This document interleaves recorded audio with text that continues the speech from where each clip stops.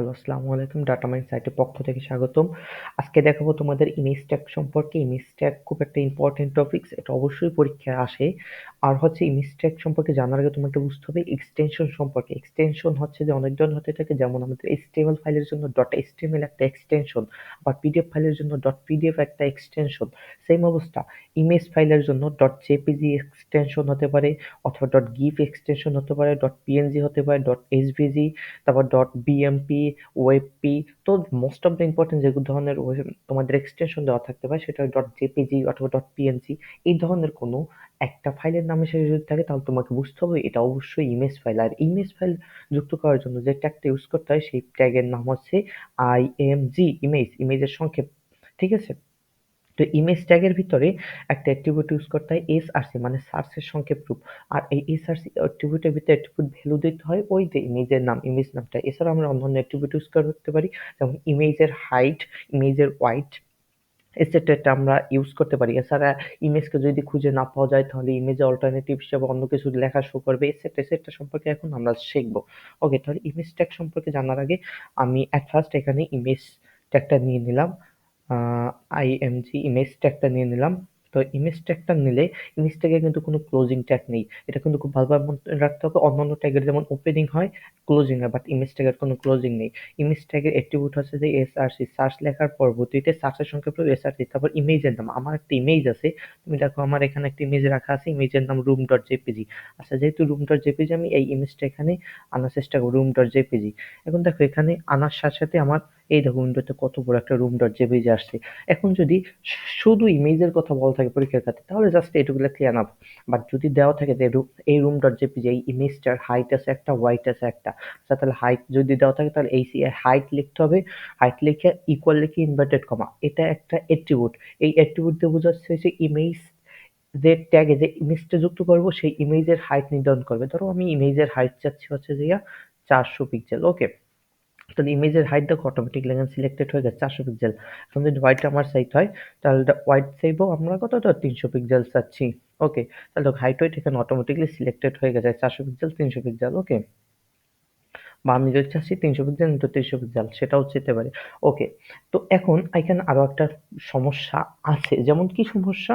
সমস্যাটা হচ্ছে যে অনেক সময় পরীক্ষার খাতায় এরকম লেখা থাকে, যে যে এরকম লেখা থাকে, আহ দাঁড়াও, জাস্ট 1 মিনিট। ওকে, ধরো ইমেজ দেওয়া থাকলো 300 বা 30 গুণ 30, ঠিক আছে?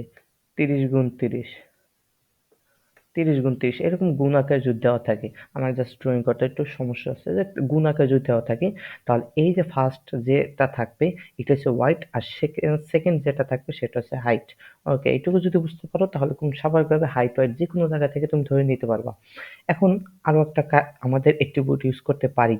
যেমন কি অ্যাট্রিবিউট ইউজ করতে পারি? ধরো এই ইমেজটা এখানে আছে, যাই হোক ইমেজ কিন্তু একটা ইনলাইন এলিমেন্ট, সো নিচে যদি আরেকটা ইমেজের নিচে যদি আসতে হয় তোমাকে অবশ্যই একটা ব্রেক ট্যাগ ইউজ করে নিচে আসতে হবে। আচ্ছা, তার পরবর্তীতে আমি এখানে যদি আরেকটা ইমেজ আনতে চাই, ধরো আমার এখানে আরো একটা ইমেজ আছে রাখা, সেই ইমেজের নাম হচ্ছে যে আম, সেই ইমেজের নাম, আহ, আমার এই ইমেজের নাম হচ্ছে, এখানে একটু দেখে নিই, ইমেজের নাম হচ্ছে টিম। ওকে, টিম টু ডট পিএনজি, এই ইমেজটা আমার এখানে আছে, আমি এই ইমেজটা যুক্ত করছি। এখন কথা হচ্ছে, ধরো এই ইমেজটাকে যদি এখানে খুঁজে না পাওয়া যায় তাহলে কি হবে? তাহলে আমি কিছু, যেমন টিম টু আমি লিখতে ভুল করলাম। ওকে, টিম টু লেখা ভুল করলাম, আমি শুধু টিম লিখলাম। দেখো এই লেখাটা কিন্তু এখানে ইমেজ আর খুঁজে পাই না, এরকম একটা সাইন আসছে। ঠিক আছে, সো আমি চাচ্ছি যখন এই ইমেজটাকে খুঁজে না পাবে, ঠিক আছে, তখন এইখান যাতে কোনো একটা লেখা প্রদর্শন করে যে এখানে একটা ইমেজ ছিল, এরকম কোনো একটা ওয়ার্নিং বা হিয়ারিং দিয়ে দিল। তাহলে এক্ষেত্রে আমাকে অবশ্যই কি বলে, মানে একজনের পরিবর্তে আরেকটা জিনিস দেখাবে, ইমেজের পরিবর্তে একটা টেক্সট দেখাবে, মানে অল্টারনেটিভ, রাইট? অল্টারনেটিভ সংক্ষেপে লেখা যায় কি এএলটি, অল্টারনেটিভ। এটা একটা এট্রিবিউট, অল্টারনেটিভ এট্রিবিউট। এট্রিবিউট দিলে তাহলে ইকুয়াল দিয়ে ইনভার্টেড কমা দিতে হয়, দেখো ইকুয়াল দিয়ে আমি ইনভার্টেড কমা দিয়েছি। ধরো অল্টারনেটিভ এট্রিবিউটে কি লিখতে পারি, যদি ইমেজটা খুঁজে না পাওয়া যায় তাহলে লিখবো দিস ওয়াজ